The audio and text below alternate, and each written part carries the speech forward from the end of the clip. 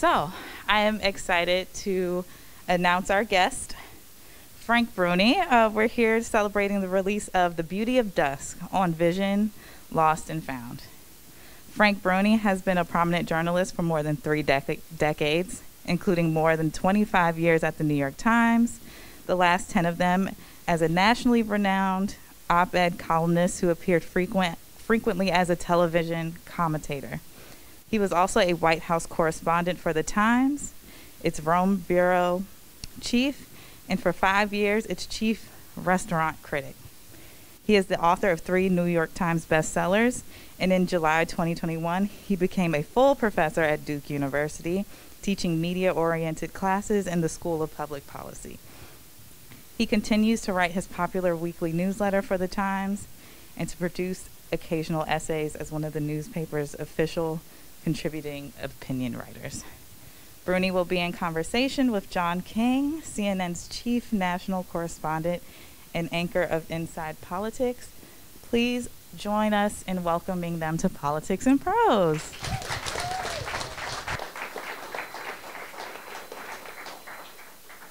Thank you, everybody. It's an honor for me to be here. I'll explain why in a minute. I just want to say hello to our audience watching online as well. Many of you might think John King is here because he knows Frank well and he's going to help Frank sell his book. I don't know Frank well. I know Frank.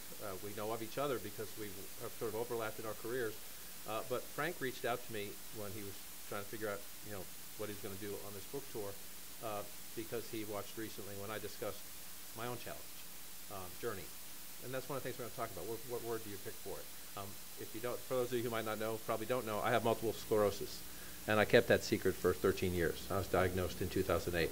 I disclosed it recently because of the controversy over what you're all doing right now, which is perhaps protecting somebody in the room, somebody you know or somebody you don't know who might be vulnerable, and you're using your common sense and your common decency to do them a favor. I got a little riled up at some people who think that somehow is an assault on our freedom and decided I would speak out. But I was moved, actually. I got that email from Frank. Frank's 5 in the morning, I think it was, something like 5 in the morning. He's an early person. And I got the email, and I was like, why is Frank Bruni writing me? And the more I thought about it, the more I thought, sure. If I can help someone, do somebody a favor, yes. And then I read the book. And I'm really honored to be here because this is remarkable. I was just joking with Frank outside, and I will stop because you need to hear a lot more of him than you do me tonight, about how we're in the words business, right? We're in the words business. And can you say this is a great book? I enjoyed reading this book. It's about somebody's pain and about somebody's struggle and about somebody's fear. So those words sound funny. It feels odd, awkward to use them, not appropriate. But it's fantastic because it is so compelling and it's so inspiring. And it's going to help. I told Frank this in an email today. This is going to help a lot of people who are searching for the ways to deal with their own challenge and the struggle. And I think even more importantly, it might help a lot of people who either don't know how to help someone in their life who has a struggle and they're having a language problem or they're having a rhythm problem. And that happens a lot when you have issues and struggles and people pull away from you because they're afraid and you pull away because you're afraid. And it's going to help a lot of people who are just blind, forgive the word, but blind, that there are so many people around us, including in this room, that we don't know, who just need a little help or a little tenderness or just a little kindness like wearing a mask to maybe protect them from something. So after I read the book, it's a privilege. It's really a gift to be here, and I want to say that. And I want to start there. You've been on this journey for several years now. You decided you wanted to share it. You're sitting and you have the concept, I'm going to write about this. I'm a writer, I'm a storyteller. I want to tell this story because I've learned so many powerful, important lessons. And I've met so many amazing people who have helped me. But writing it and handing it to the publisher and sharing it with all these people and the thousands and I hope millions of people who read this, it exposes vulnerability. It exposes your fear. Your human frailty. That takes courage. Well, thank you for saying that, but more, thank you for being here, and thank you for your courage. I reached out to you, as you said, because I had read about you talking about multiple sclerosis. I realized you and I have been through a very similar thing, which is, I'm sure, and I don't want to speak for you, but it's easy when you've had a measure of professional success to feel sort of invincible, to feel like you're on a glide path. And all of us are going to meet up with events and struggles that we have no control over. But we control utterly how we respond to them. And that's one of the main things I learned, and I wanted to share through this book, is during a chapter of my life in which it was made so evident to me how little control I had over my life, I came to feel like I had more control than ever, because I understood more deeply than ever before that the way I responded to this, whether I chose to focus on the abilities that remained, whether I chose to focus on all the blessings I still had amid this one small curse, that was meaningful to me, and I thought it could be meaningful to other people. But as far as putting it out in the world and admitting to vulnerability and all that, I've always believed it's embarrassing to say this. This is my second memoir, and that's a horrifying thing to say, because my life isn't interesting enough. And if I go for a trilogy, stop me, please. But I just always believed if you let go of your secrets and if you share them, you have much less to fear. If you're walking around with, I guess probably the appropriate word right now would be a Potemkin artifice.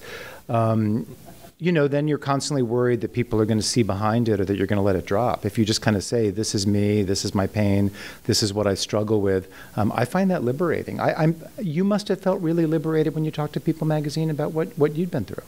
I did actually. One of the things about, if you have a secret, mine was about my health, is that you get trapped in that secret. Right? At first, I didn't tell anybody because I was petrified. I have my young son with me here somewhere today. He's hiding in the back.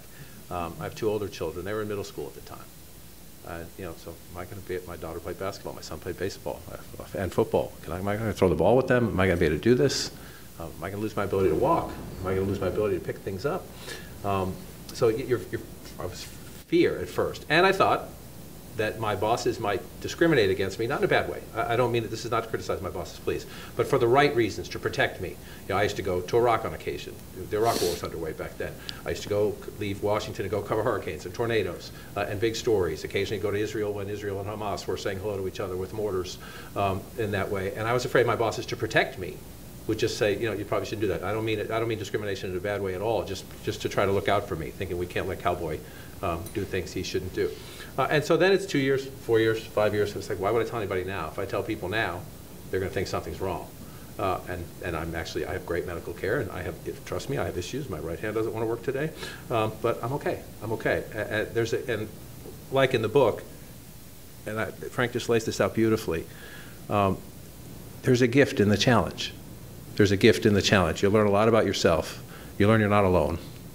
And you just learn that the human brain and the human body and the human spirit will find a way to rewrite the rules of your own body. When something doesn't work, it finds a way to make something else work, or it helps you with detours. I fall sometimes. I drop things. I don't like when people see that, but maybe I shouldn't worry about that. But that's what's in my stubborn head that way. But you just learn things. I have learned on bad physical days. I'm on live television. I did an election week in America. It was one of my worst weeks with MS. And I don't think, my ex-wife, who's one of my best friends, the mother of my son in the back of the room, she noticed. But you'd have only a few people see the little signs. So that's what you deal with, and that's what you deal with. But that's me. We're going to talk about Frank now. Can I just say something? Yeah. You said something so important that I just want to emphasize about human resilience and finding ways to adapt. We're here in Washington, D.C. I don't know, have you ever met, now he's not on the bench anymore, but Judge David Tatel, who's in the book. Did you know? I've sat in his courtroom years ago, so but never met him. Yes, and probably someone here knows the name or knows Judge Tatel. He's one of the many people that I would never have met and gotten to know had it not been for my journey with visual impairment. And that's how we were put together, and we became friends, and I've been over, he and his lovely wife Edie have had me over to dinner or whatever. Judge Tatel, he went blind from retinitis pigmentosa when he was in his early 30s. It did not impede his rise to one of the highest courts in the land. He sat on a court that's just one tick below the Supreme Court. That is a court that is probably the most famous feeder court for the Supreme Court. And most of the lawyers who appeared before him over the years had no idea that the man sitting there on the bench was was legally blind and really saw close to nothing. And probably the third or fourth time that I was hanging out with him, and I went to visit him here in D.C., and we walked from his chambers to the D.C. Metro so we could take the Metro to his home. I was not leading him. He was essentially leading me because of this brain resilience, because of these tricks of adaptation that we have as human beings. He had learned over the years from the sounds of traffic, whether it was safe to cross the street. He had learned how many steps it was roughly from his chambers to it. So I was really just walking alongside him. I think he maybe grabbed my arm once or twice. And we were sitting in the Metro afterwards, after we'd gotten that far, going to his house, and he leaned over to me and he said, Frank, starfish can regrow limbs, but that's nothing compared to what people can do. And that's what you're talking about, and that's something I never appreciated before I did the reporting for this book, in which I'm more student than teacher. And it is something that is an enormous consolation and reassurance, and should be to all of us as we age, and as we invariably meet physical setbacks that come with aging. Amen. You say you're more student than teacher, but I would argue the lessons actually that you convey through these remarkable people, but also through yourself, are quite powerful. I want to go back to the beginning, not the very beginning, but you woke up one morning, blurry vision. You thought maybe you were hungover, this or that. I'm 50-something, so just having a bad day. Went about your day. Finally, you start to get some medical attention, and your doctors tell you, no, this is serious. This is serious, and it could spread to your other eye, that is a, forgive my language, that is a put you on your ass moment. And so you write this: defiance or resignation. It seemed to me that both were in order, but the proportions of each had to be right. The mix, the recipe, had to make sense. The same went for hope and dread. I could wade into, but not wallow in either. Help me understand more of that moment. Frank's a poetic writer. It's beautiful. The book is, throughout the book, it's beautiful. You don't use the word anger there. I never felt angry, and I really surprised myself because I'm a person who had previously felt angry about stupid things, and I write this in the book. I would stew about the fact that my brothers and sister got tan and I always burned, and boy, what a horrible injustice. I gained weight more quickly than they did. And on and on. I mean, I had a million resentments and grievances when I realized I really had none at all.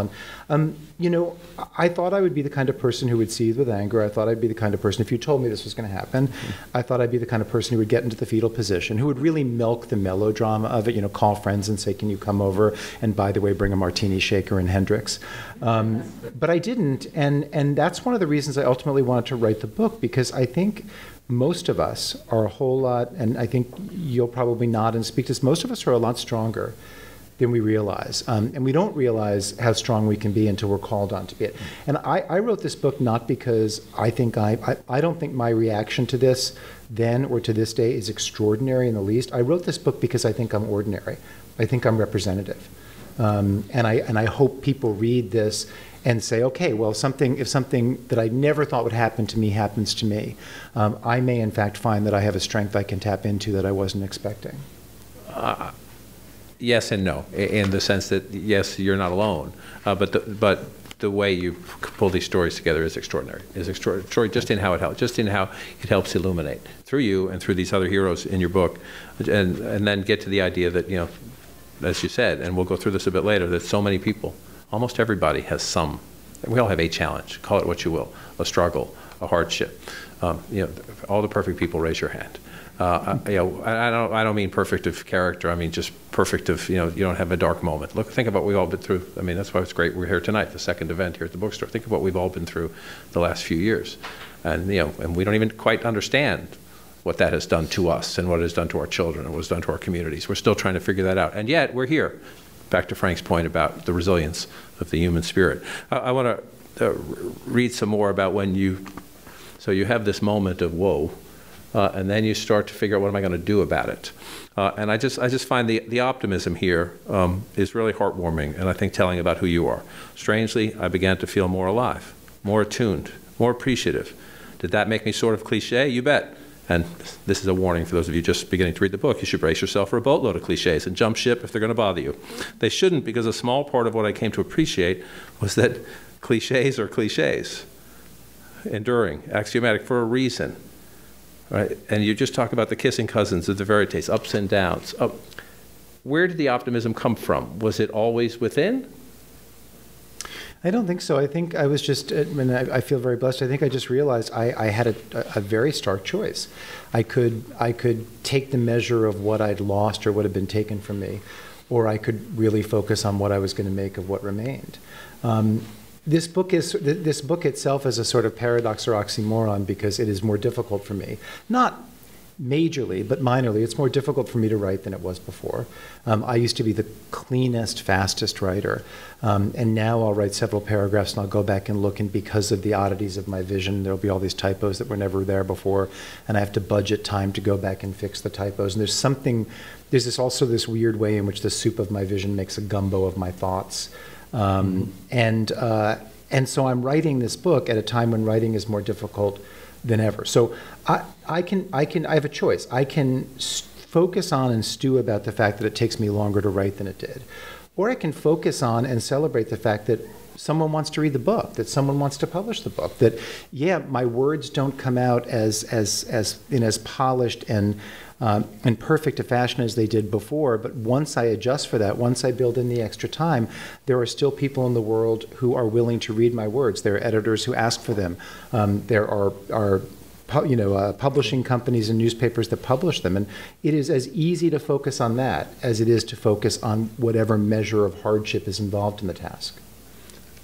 One of the things in here that I think would be not universal, but in most people, is that you are challenged and you are troubled and you're trying to figure out what to do. And so then what is the role of faith in your life? What is the role of faith in your life? And I think I just want to read this part because I find it compelling. God, as conceptualized by most creeds, is suspiciously convenient. That's a journalist speaking there. Facts, science. It's hard sometimes, right? It's hard sometimes to square facts with faith. But you also note, I was talking to myself and responsible for both halves of the conversation, but it seemed to be infused with and even guided by something larger than the sum of those halves. And it brought me a peace, much like the one that many religions describe. It gave me a kind of companionship. Faith. Yeah, I mean, I don't know how to describe it. I am not a religious person, at least not in any conventional sense. I've always described myself as agnostic, and I've always felt I was calling myself agnostic as opposed to atheist because I didn't have the cojones to call myself an atheist. I was like building in an insurance policy in case the big guy or girl really does exist. But there was something. Does anyone think a girl would have messed the world up this much? No, that's yes. Okay, you're right. Big guy. Excellent point. But there was a weird way in which I realized I was talking to myself. I was, thinking, reflecting, meditating. I don't have the perfect verb for it. In a way that I realized was my version of prayer. And it wasn't prayer to a deity, but it was some sort of communing with the better part of my nature, the wiser instincts in me. And I feel like that was a quasi-religious experience, if that makes any sense. I don't know. Yes, it does. It does. So I just want to get to a point here where you're realizing as you meet more people. Well, let me stop. Actually, one thing that I wanted you to talk about was just your experience, because you're dealing with this because of your vision issues. You had to navigate the American healthcare system, which is a challenge for many people in different ways, either for themselves personally or for when you're trying to help somebody in your family. You're trying to navigate a system that can be incredibly confusing and frustrating at a time you yourself are in pain, either physical pain or emotional pain, or both. What was that experience like? Well, I mean, for starters, you said something really important before, which I want to acknowledge. I mean, you have really good health care. Right. I got really good health care. I have health insurance. I mean, I can't imagine what this sort of thing is like for somebody who does not have good health insurance, who does not. I mean, I had access, if I tried, to some of the best doctors because, quite frankly, some of them knew my name because they read my op-ed column. So I was blessed in that sense. But even with all of that, I got some bad information. I got a sort of incomplete kind of care. It blew me away that I saw several different doctors because I ended up being admitted into several different clinical trials because I ended up, by dint of just the circumstances of how I lost vision and my general health, I qualified for these various trials. And so I was interacting with dozens of people who are either doctors or doctor's assistants or whatever, and never in the whole span of this, not once did someone say to me, how are you dealing with this emotionally or psychologically? Like, do you need a referral to a counselor or whatever? They were all seeing me so narrowly through their specialist lens. And it was a really important lesson that I wish everyone would learn in terms of taking some agency and taking control of your health care. Your doctor is never going to look at the whole of you. It's just not possible. That's not the dynamic. Your doctor is always going to be prejudiced by the thing they're looking for, by their specialty. What's that saying? To a hammer, everything looks like a nail? Well, I mean, that's a dynamic in healthcare. And I'm glad I learned it early in the context of this, because I think it's a lesson I'll carry with me into future episodes and different physical challenges. But you have to be the captain of your own healthcare, because no one has access to all the information that you do.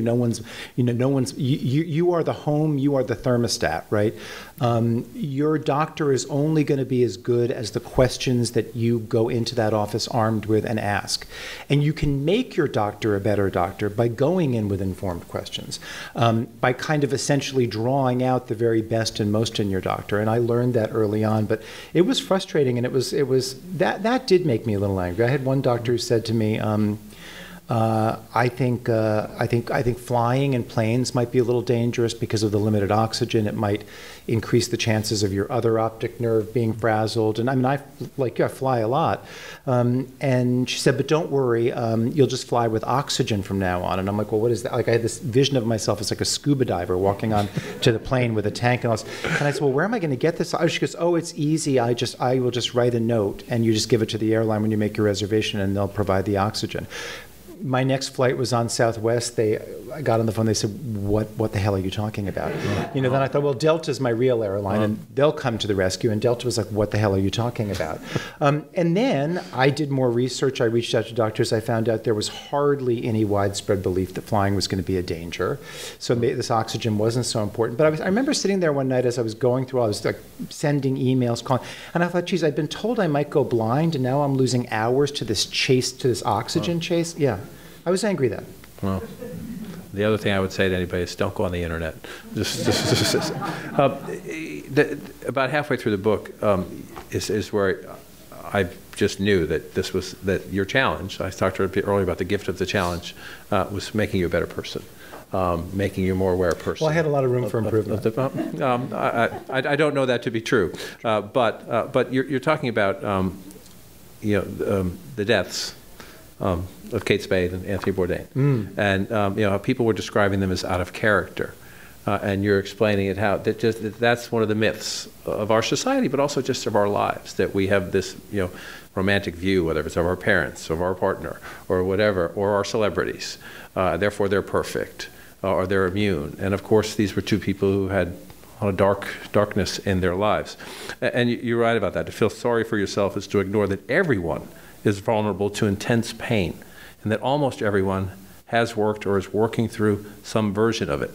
Talk about blindness. Those are your words about coming to the realization. As you studied yourself and sought help and advice and met so many heroes and learned from them about how to get through the challenge, again, forgive me, you come across the wrong words. It opened your mind, it opened your eyes. Sure. No, I mean, I say in the book, my vision dulled, my vision sharpened, and that's true. But the Anthony Bourdain example comes from what is my favorite chapter of the book, and it's the chapter that the Times ran an excerpt from, and I called that chapter, and forgive me if I'm jumping ahead to a question, but I called that chapter the sandwich board theory of life, right. Because as I was going through this, I realized that one of the best ways not to fall into the insidious trap of self-pity was to really take a more accurate and truthful look around you at the people in your immediate orbit, at the people maybe 1 degree removed from them, and actually kind of do an honest inventory of who has been dealing with an autistic child, who lost a spouse at an early age, who battled cancer, and yes, it's in remission now, but no one knows what's going to happen 10 years. Like, if you start looking at everybody around you through that question or lens of what are they struggling with or what have they been through, you begin to realize that you have no reason for self-pity. You have no reason for envy. That struggle and some degree of pain are the default human condition. And I found myself wondering, as a kind of metaphor, if we all walked around wearing sandwich boards that just listed the 3 biggest things we were dealing with then or that we dealt with recently, we would all understand our place in the universe so much better. That way we would all understand that we have our thing, but everybody has their thing. I think we would be much less prone to envy and self-pity, and I think we'd be much quicker to find empathy. And I think it would be a better world. I agree wholeheartedly. I brought this to prove this example. I don't know if many of you watch baseball, the World Series or the All-Star Game. Baseball does this annual event, Stand Up for Cancer. My son in the back of the room is 10 years old now. This is when he was 3. My dad died of colon cancer. You see, he misspelled grandpa. He was 3. That's okay. It's okay. And this is in his room. But baseball does this every year. And Frank's sandwich board theory reminded me of it, because you see 30,000 people, 40,000 people stand up in a stadium holding this, paying tribute to somebody. And you see, grown men, little kids crying. The announcers in the booth crying, the players on the sidelines crying, and realizing what? They're all part of a community, whether they're millionaires or whether they're the plumber who's in the bleachers in the back row. We're all part of a community because of the sandwich board theory, that we all share something. I think it's brilliant. I don't know that we could pull that off in the age of the internet, but maybe the internet is, some people think that's their sandwich board, and we won't go there.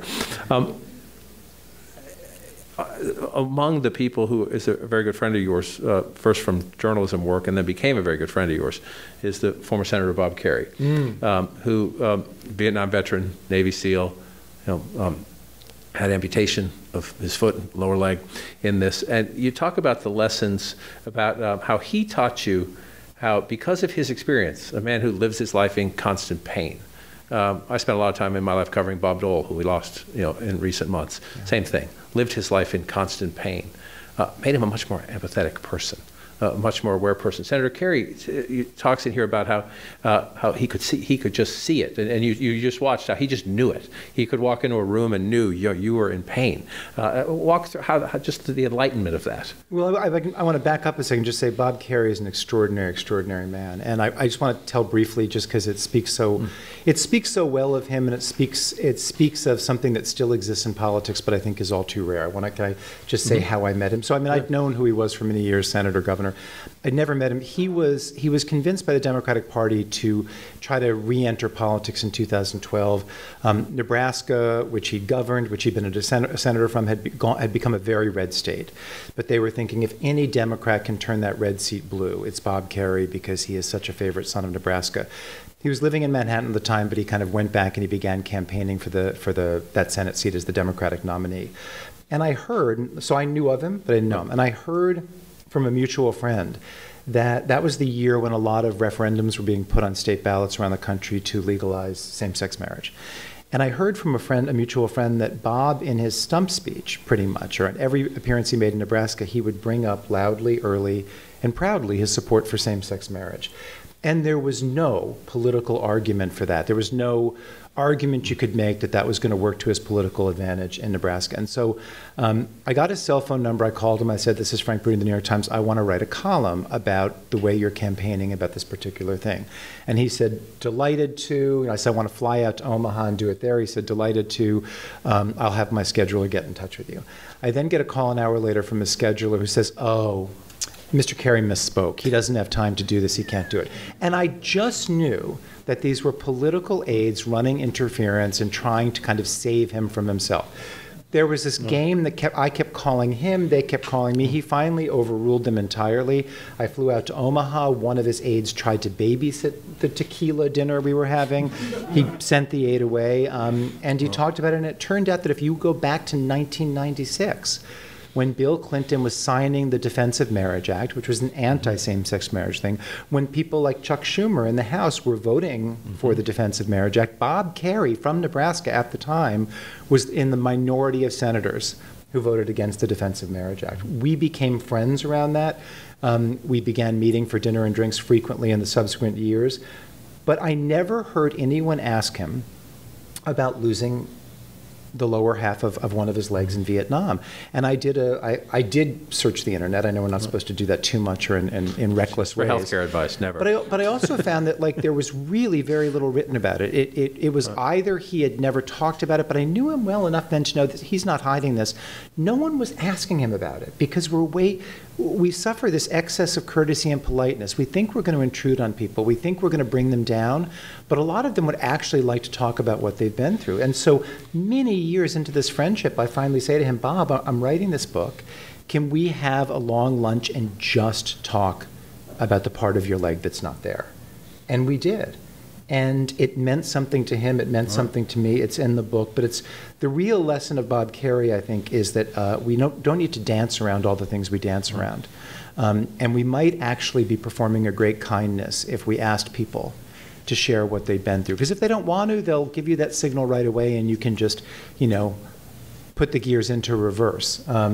But it was a real privilege to be able to tell that story here. I think we're getting close to going to take your questions, but I'm going to ask a couple more. Oh, we got a few more minutes. Okay. If you have a lot of questions, I'm more than willing to yield time to the questions too to make sure we get to everybody's questions. Their questions are more important than my questions. But near the end of the book, there's a little humor, but it's telling humor. I've tried to be honest about everything that I've shared in these pages, but I did tell a lie, and I told it repeatedly. What I mean is that I mischaracterized and minimized something, though that was not my intent. It was my coping mechanism. And while I want to come clean now, before I'm done, about the deception, I have every intention of going back to it. Deception, at least the right kind, is our friend. It's my friend. I'm hurting nobody with this one. I'm helping me. Yes, and the deception, you're right, the deception is I own up in the end of the book to how difficult the book was to write and how difficult it is to write sometimes. And I choose to ignore that because that is the healthy, happiness-preserving thing. I'm not really ignoring it. I mean, I know I'm budgeting extra time to proofread my new crop of typos and all of that, but I don't dwell there, as I said before. I kind of tell myself nothing's changed because I'm adjusting in the ways I need to adjust, and to kind of tell myself that it's very little is the right way to move forward. So a person in the back of the room or somebody watching online, if they hadn't read the book, as you mentioned, just like Judge Tatel, did I say that right? Tatel. Judge Tatel, wouldn't know. So when you go through, I hope so. When you go through, you didn't find many typos? But you told, that's another thing, he did lie. Frank told me, Frank was horrified. They were giving me, this is the galley version, right, before it's published in the hardcover book, so I could read it before we got here tonight, before the book came out. And he was like, I'm horrified, it's full of typos and misspellings and horrible things. It's not. It's well, not. There were plenty. There might be a couple in there. No, because I read from that to record the audio book, and I found many typos, I promise you. But to the everyday life, I mean, you don't wear Sandra Schwartz. And so I'm sure there are people at times, I'll just give you my personal experience after I finally said that I have MS. Like there are a couple guys in my office, like one of them thought maybe I just got drunk every day before I came to work because I wobble a little bit sometimes. When I get up, sometimes I'm unsteady. Another guy said I was convinced you were in a car accident, or thankfully, this blew my head up a little bit. It was like, I thought you were a hockey player and had like a bad accident, and just like, so like I couldn't walk like some glorious sports story. But people would have seen me at times when I get up in a chair on a bad day. My first couple steps, it's like I have not been able to feel my legs from my thighs down since Bill Clinton was president, and so I've learned how to deal with that. But sometimes when I get up on a really bad day, I take a couple steps and I wobble a little bit, and I look like I'm either drunk or just not able to walk, still a child unable to walk. But in that regard, you obviously, I'm sure, I mean, to ask it so it sounds cruel, but I bump into things sometimes. I fall sometimes. I'm sure this happens to you, and people are like, well, what happened? I have some depth perception problems, and so I've adjusted. So my version of that is, in the early days of this, I poured wine on a lot of people. Because I like to have friends over, and I kept having friends over, and I always have, one of the reasons I thought maybe I was hungover the first morning this happened is because I do tend to have a lot of wine around the house. And I would reach out to pour someone a glass of wine, and because of the depth perception, I would either undershoot or overshoot. So it would either go on the floor or on their laps. And so I don't pour wine anymore. And if it seems rude, that's cool. But I mean, when I learned what you were going through, I thought, but how the hell do you do that map on election night? I mean, that's all dexterity and coordination. So, I mean, do you think you're a better person? By far. The reason I'm a far from perfect person. But I do think that I have learned, I knew this anyway, and unfortunately for me, this is actually a weakness, but the COVID and the mass debate and everything else, it was here. And as journalists, you train yourself, you know, so it's like I can't speak up on things. I can't speak up on things. It's not my job. You know, I cover news. I don't get in the middle of the news. And I just blurted it out one day on television because I just lost it. Because I don't understand. I mean, why does, you know, our mothers told us to, you know, treat people with respect. You know, if you're a person of faith, you know, the Bible tells us, you know, look out for your neighbor, love thy neighbor. You know, just common sense, And these, so it just blurted it out one day when one of our, you know, we had a soundbite from one of the anti-mask, anti-vax politicians on the air, and then one of our public health experts said something, and it just came out. So since then, I think I'm an even better person. What I have learned in this journey is the invisible part, that nobody knew about me, and therefore I'm not alone. There's somebody, you know, there are other people who are going through things. So just be more patient. You know, if the person in front of you is driving a little weird or walking a little weird or acting strange in a line and it slows you down by 30 seconds, you know, the horrors of our life, right? When we have to stop at an extra red light or two, or we're a little delayed moving through an airport because somebody's having a struggle and you think, and it's human nature, what's wrong with this person? Or can't you move it along? I think my inner clock, my inner patience got a lot better about, maybe they're having a bad day. Maybe they have a mobility issue. Maybe, you know, it's just heroic that they're here at all, and that I should be applauding them, not muttering under my breath. You know, what's wrong with this person? So you do learn that, and you learn a lot. The thing that I am convinced about. Many people remember when, you know, Christopher Reeve, the actor. And when he was first injured and paralyzed, they were trying. Everybody has theories, and there was this big thing about muscle memory. They literally put him on a treadmill and make the treadmill move and make his legs move, and all the neurologists, you know, most of the neurologists, not all the neurologists. When everyone says all, no, there's just too much debate out there. You know, take your 20 glasses of water and your oxygen, don't get on a plane. Oh wait, you don't need to do that. But there's this idea that. If you just keep moving, because he was still so strong, that if you just move his legs, can you help him walk again that way through muscle memory? I don't know. I'm not a medical professional. I have trained myself. I spent countless hours on the bike and on the treadmill and with weights, so that my legs are physically strong, and they somehow know what to do, even though I can't feel them. So that's, you know, the doctors will tell you that, you know, MS is, think about an electrical wire that has the coating on it, if you're not familiar with MS, and so you clip some of the coating. So the brain is trying to send the signal from here to my toes, but as the electrical signal travels, there's some holes in the coating. So the signal, it just doesn't reach. The signal does not reach the destination. If it reaches the destination, it doesn't reach it at full power. Sometimes it doesn't reach the destination at all, and so a signal that's meant to go to my leg will go to my hand, and my hand will move. Well, I didn't ask to move my hand. You know, that's not what I was thinking. So you have to, when I pick things up, I have to think about it, because sometimes I'll pick things up and I can't feel my hand, and that will happen. Or the alternative, when I'm conscious about it, I always joke that I'm the Hulk. I'm holding a glass. I like wine too. This is why Frank and I are going to become very close friends. When I'm having a bad day and I can't feel my hands, I hold the wine glass really tight. I tell myself, hold it. And I've been known to break the glass. And I'm not Hulk. I'm not that strong. That sounds painful. No, it's not. I never caught myself doing it. I just have people look at me like I'm a freak show. What's that? So, are we ready for questions? We got a great collection of questions. Good. Yeah. All right. I'll try to play Oprah. Politics and Prose, unfortunately, does not give everybody a car when they leave. All right, this may require the glasses, but that's all right. One of the things you do learn is, you know, you give up your vanities when you realize that it's okay. I like this one. I'm going to ask this one first. How can you have been a renowned journalist for 3 decades when you look like you're 35 years old? You bastard. Was that for you or me? That was for Frank Bruni. This is right here for Frank Bruni. Now, I do not look like I'm 35 years old. I think that's for my dermatologist, not me. You have to answer the question. It means you take care of yourself. I protest. I do not. What do they do in court where, like, you stipulate that something is? I won't stipulate to that. That's my answer. Okay. What advice would you give your younger self? And what's one piece of advice that you live by? I would tell my younger self to stop being such a spoiled brat, you know. I would tell my younger self to stop, and it's what I said here tonight, to stop obsessing about the things that aren't exactly as you wish they would be, and start, you know, celebrating the things that are awfully damn good. And that's my advice to everybody. I mean, listen, I don't mean to minimize it. You know, I mean, I am, one of the ways in which I'm blessed is, well, a kind of, you know, well, a certain kind of medical challenge and physical challenges come to me a little earlier than it might to someone else in the lifespan. It is a manageable one. You know, I can manage it. I could write a book. I can sit here at night. I can see everybody here, not as well as I once did, but I can see them just fine.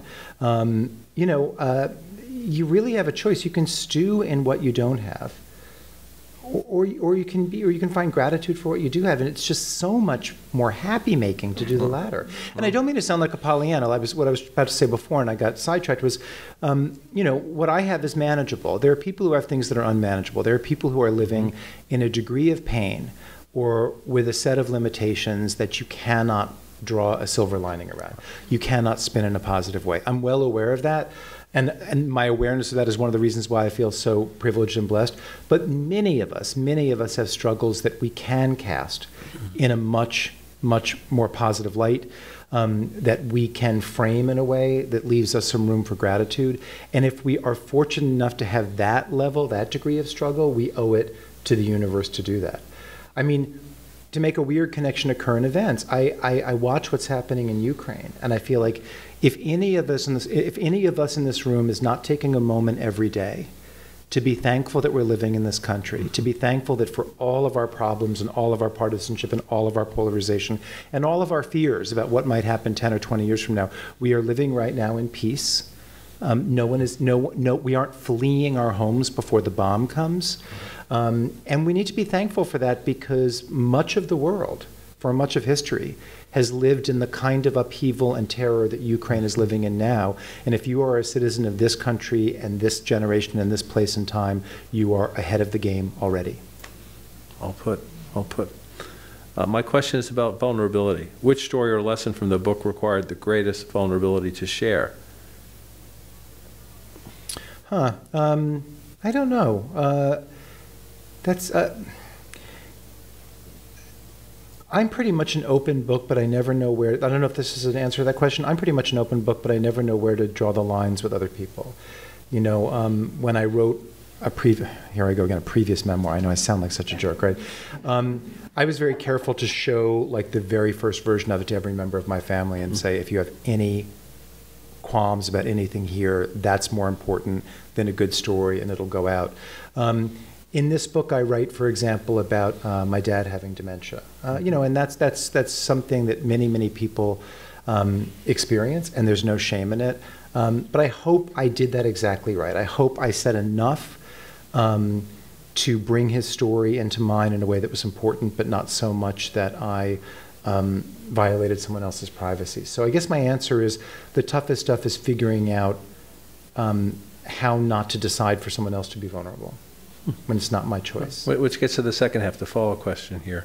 You should, whoever wrote this question should go work at the White House. You just ask like 5 questions. Ask 5 or 6 questions. Hope you get an answer, a good answer to one of them. How do you reveal vulnerability to those who might view it as weakness? Well, I mean, you were talking about that before, about, you know, worry that if you fessed up about your diagnosis, people would maybe see you as weak and not want you to, you know, not want to put you through certain things, not want, you know, how do you do that? You just decide that the benefit outweighs the risk. It's interesting. I mentioned early in the book, I think a lot about Nora Ephron in this regard. And I mentioned early in the book that one of my many pieces of good fortune in life is during the last 10 years of her life, I happened to meet her, become friendly with her. She was just wonderful to spend time with.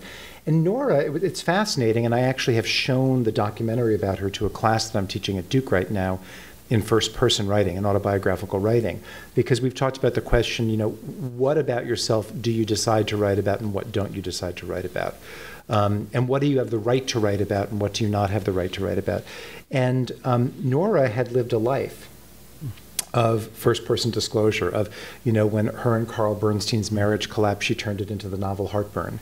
If you go back and read her brilliant essays from the 70s, and from the height of the women's movement, she's putting it all out there.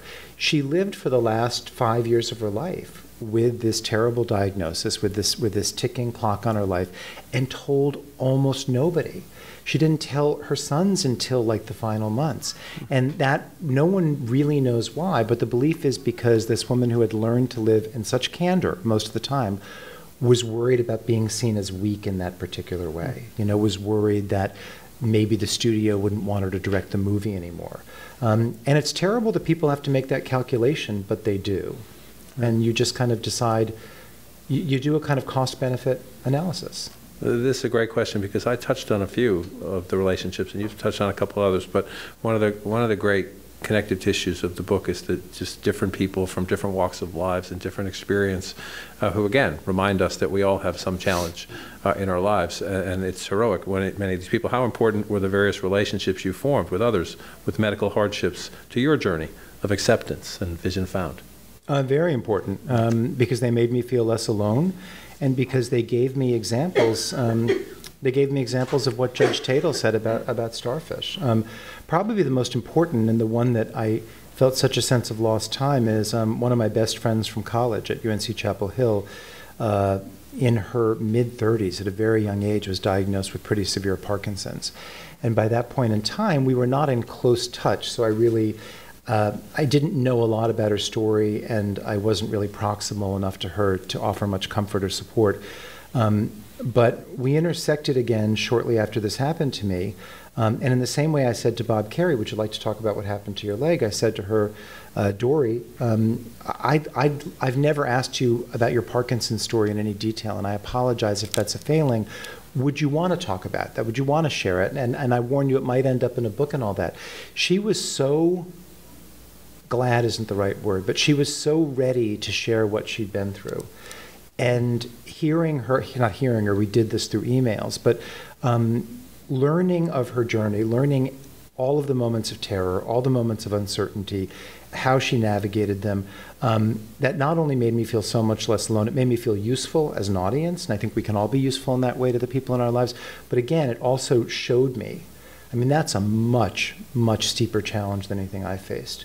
And if you met her today, you would notice that she has Parkinson's. She can't control her movements perfectly. There's some things about her that are asymmetrical, but you would also notice her smile, which is the smile I remember from college.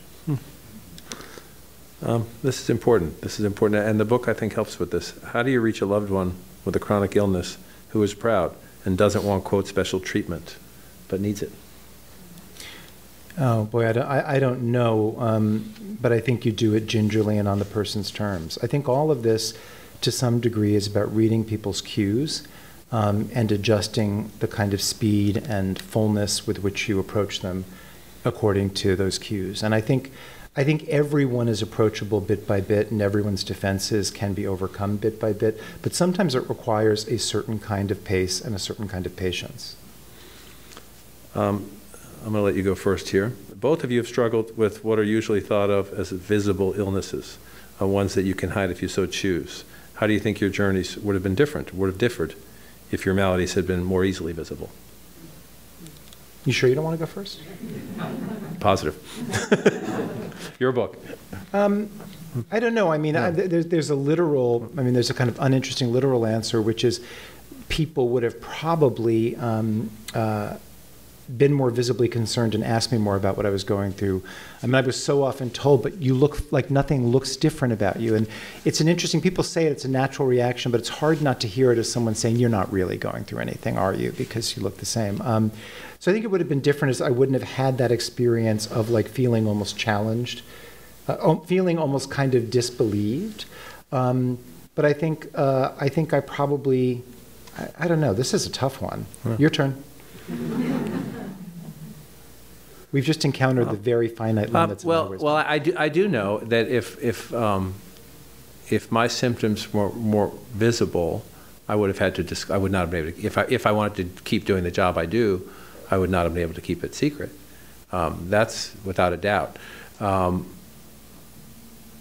one of the things I do every day before I leave my house is when I wake up in the morning, I try to wiggle my toes. And then I move up and I move my hands. And I test myself every morning. I do it unconsciously now. I used to be a thing. I used to have like a 5-minute rhythm thing. And so I was like, how good am I, right? Am I okay? Can I go out today? Do I have to do anything before I leave the house to help myself with my balance issues? Or do I have to know this is an election week issue? I can't feel my right hand. I can't, my right side for some reason is worse than my left side. Most of the time, not always, but most of the time if I'm having a hand issue, it's more on the right side. So you might see me sometimes using the magic wall more with my left hand. One of the things I did when I learned the magic wall, this was before I was diagnosed, I just did it because I'm left-handed. And so I learned to use it with my right hand, so that when I had to bring my second hand in, it was a good hand. It was my better hand. So I learned first to do it with my right hand, which took, it's like anything, try to pick up a baseball or try to pick up a pen and write with your other hand. You're lousy at it at first. But I made myself do it that way because I knew sometimes I needed two. And when I brought the second one in, I didn't want, the second one gets used less. And so if you're using your bad hand less, you're not going to be any good. So I'm always bringing in my better hand when I come in with the second one. So I just learned that, which then years later, when my hand started to go, my right hand goes more. Luck of the draw that I taught myself that way. But you would see it. You would just see it. People, if you could physically see it in a way that would make you ask a question. Again, I wobble sometimes, or I walk really slowly sometimes, and I'm sure people are looking at me like, what's up with him? Or we're looking at me, what's up with him? But not to the point where you would say, he's not functioning. I fell down the stairs once at work. Nobody saw me early on. I fell down the stairs once at work going between floors. You get MS gives you a thing called toe drag, where when you're walking, this can happen to anybody when you're tired. You've all done this. When you're tired, sometimes you just drag your toe. Maybe it's on a carpet, maybe you're on a different surface, you're in an unfamiliar place, and you catch your toe and you start to stumble forward. If you do that on stairs, goodbye. So I've learned, one of the things you do learn even in your advanced stage is how to roll. Get your shoulder down. Get your shoulder down. I'm laughing about it. It's not funny sometimes, but Frank makes a key point. How do you choose to deal with it? It's not funny sometimes. Some days just flat out suck. But okay, you can sit and you can turn the lights off and sit in your room and wallow, or you can say, all right, how do I figure this out? And some of that you do yourself, and some of it again is the remarkable human brain and human body and the support of people around you, which gets to this question. Sydney on Zoom asked this question, asked us for us both. I will go first on this one. When you were going through your health journey, who was your support, and how did they show up for you? How did they show up for you best? For me, it was my children. My children, my older children were in middle school. I did not have, my little guy's in the back of the room, Jonah, my hero. I did not have Jonah when I was first diagnosed. One of the questions when his mom and I decided to try to have a baby was I spent a lot of time with my doctors. That I've had a pretty manageable path. I'm very lucky. One of the reasons, you mentioned this earlier, this came up earlier, another reason I was reluctant to go public with my MS is because I know how lucky I am. For some people, this disease is incredibly cruel and incredibly quickly cruel. And so I did not, when people look at the guy on TV and saying, oh, he has MS, it must not be that bad. Because that's not fair to people who go through a horrifically cruel disease.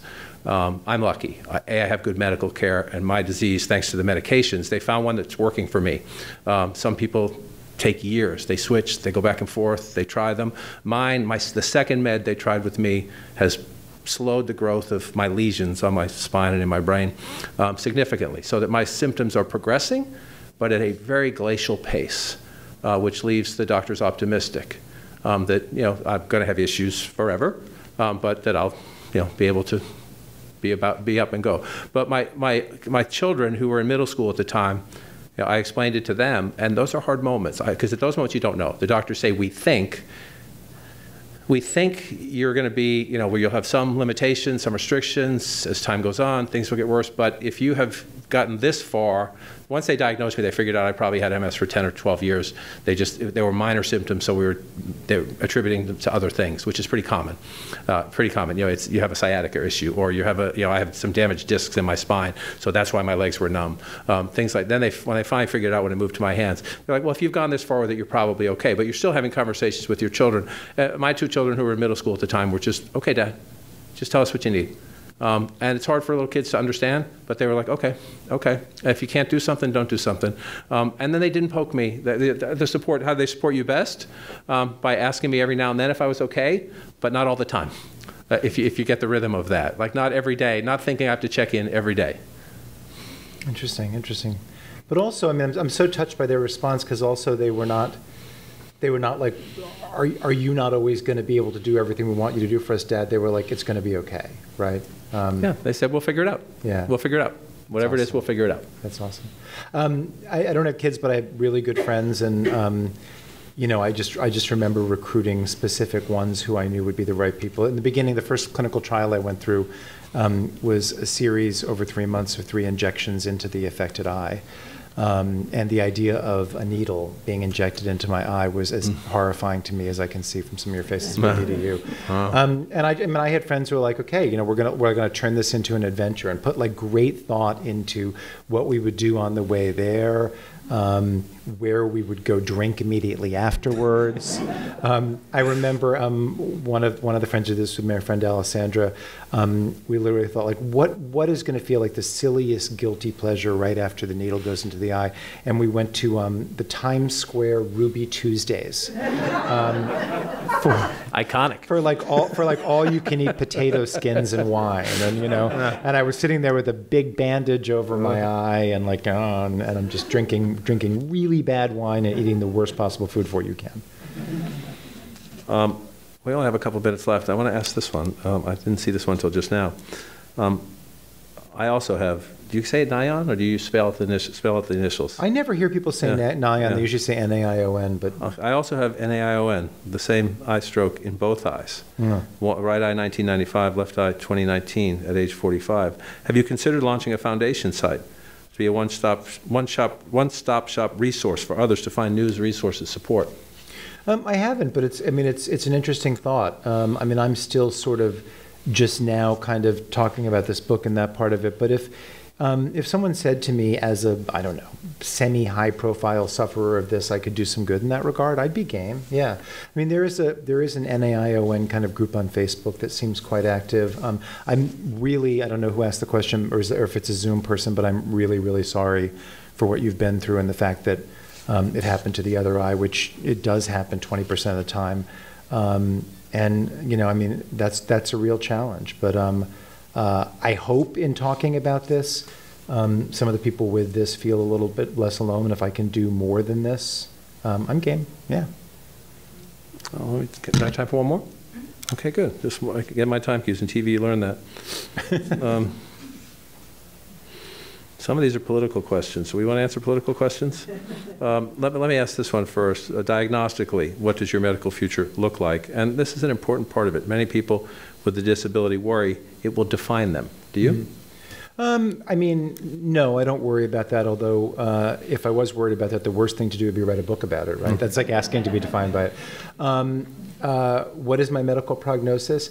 Totally uncertain. I mean, one of the reasons that I felt like I had this book in me, or a book in me, is because I feel like my situation is quite metaphoric. I have a sword dangling over me, but I have no idea whether that sword is going to kind of cut loose and come get me.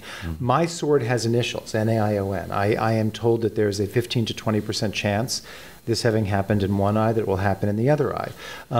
Everyone, you know, your sword, the sword dangling over you, has a name, you know, a very kind of clinical and scary sounding name. Every one of us has a sword dangling over us. It's just most of us don't know what the shape or name of that sword is. And so one of the things I think you and I have had to learn is how to live with uncertainty. But that uncertainty was always there. It just got a very specific, it got a specific label for us. My prognosis is completely uncertain, you know? I know that feeling.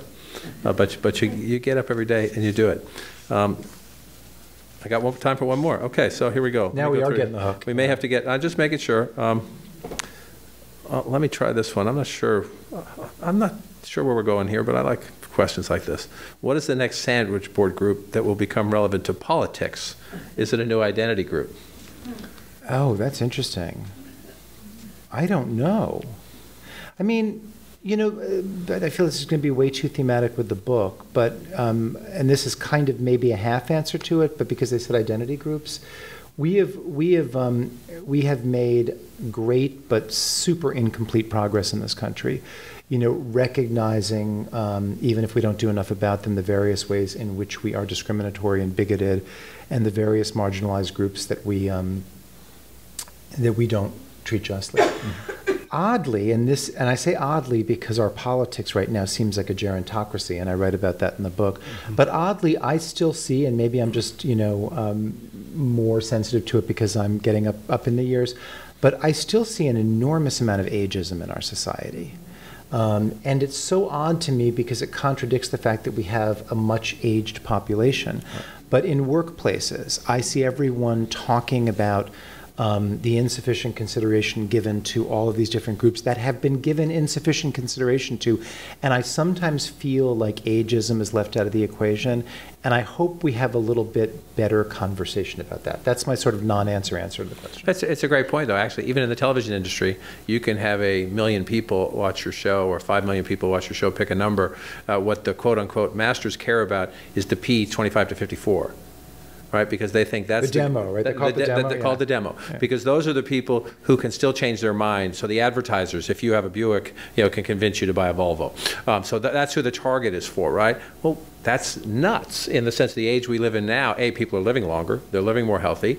Technology, they're all buying iPads so they can text their grandkids or try to figure out what the hell TikTok is. It just does not fit. It's this thing that has been locked in. It's like anything in life. It's like this is the way we've always done it. Why would we change that? Well, because everything else in life has changed. Yeah. The technology has disrupted everything but certain rules. So the ageism thing is everywhere. You're absolutely right. Our time is up, so I'm going to say thank you to Frank, and thank you to you in the room, and thank you to you watching at home as well. And I just want to thank you in Politics and Prose for the gift of allowing me to do this. I hope you learned something from it, and I cannot. I'm not saying this is a shill for Frank, but I will be a shill for Frank. I didn't know what to expect when Frank asked me to do this, and then I read his book. As someone who deals with a challenge every day, it's so helpful, and it's eye-opening, and it's courageous, and you meet some really fascinating, interesting people, and you learn lessons from them about how they deal with things that might have been struggles that they somehow turn into opportunities and things that make their lives better. It's a really powerful, incredible book. Thank you. Thank you for doing this, John. Thank you for being here. Thank you for being so candid and sharing yourself with us tonight. This has meant a lot to me. Thank you. Thank you all for coming.